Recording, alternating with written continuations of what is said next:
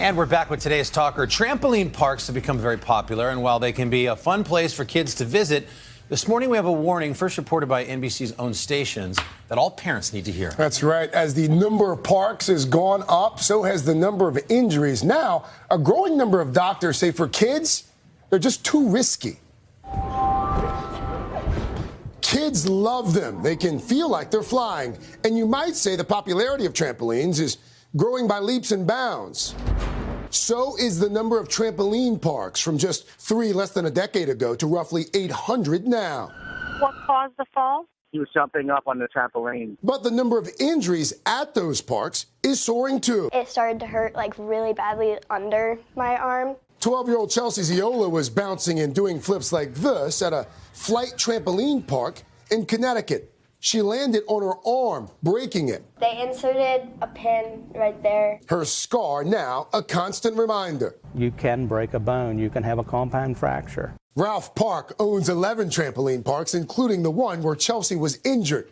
Each of his facilities requires visitors to watch a video on what not to do and to sign a waiver.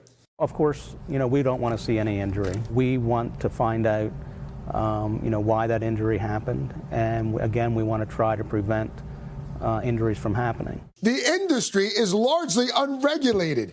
Only 9 states have regulations dealing with trampoline parks. How did that happen? Jumping. We're a trampoline center. And it's not just kids. In 2012, former Yankee pitcher Jabba Chamberlain was at a trampoline center with his son.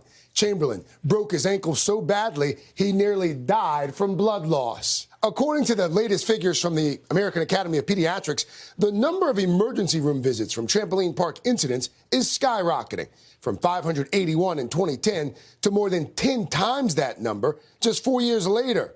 Chazen has a policy that anybody who can walk can go on their trampolines. Attorney David Chazen represents 6 clients who he says were all injured at a Chazen trampoline park. I couldn't walk. The youngest is 4-year-old Jeremiah Lang, who broke his leg when an older child bounced on him.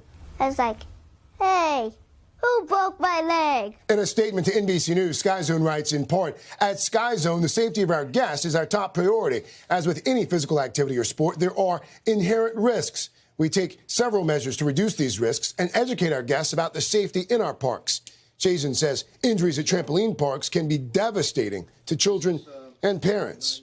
The parents feel tremendous guilt because when they look at this in hindsight, they regret having allowed their children to go to Chazen. Jeremiah's mother, Deslin Ardain. We need parents to understand that this is not just a fun place. It's a place where people can get hurt. So the American Academy of Orthopedic Surgeons says that trampolines should not be used by children under 6. The Academy of Pediatrics goes even further, advising against trampolines for all children. For all kids. My pediatrician told me this yesterday. Wow. She said, don't let the little ones on the trampoline. Yeah. But it's funny, those big trampoline parks, you almost feel like that's a safer place for your kid. Like they could fall anywhere and they'll just bounce and it'd be safe. But there's so many people around, though. My doctor said it was because their little bones are so soft that it's easy, they just don't have the support of the ground so they can break an ankle. She said they see a lot of broken ankles. And bigger kids with toddlers like our age. Sure, especially those ones on the lawn that people have personally. Kids bounce up against each other and we have a lot of injuries. Happen like that. All right.